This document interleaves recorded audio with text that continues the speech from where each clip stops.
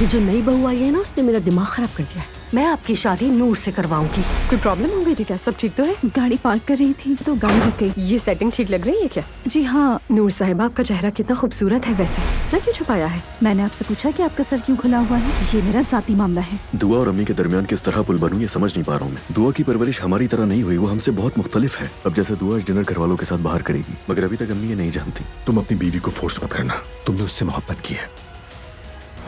दुआ डार्लिंग, बहुत प्यारी लग रही हो। ये तो नाइटी लग रही है बिल्कुल।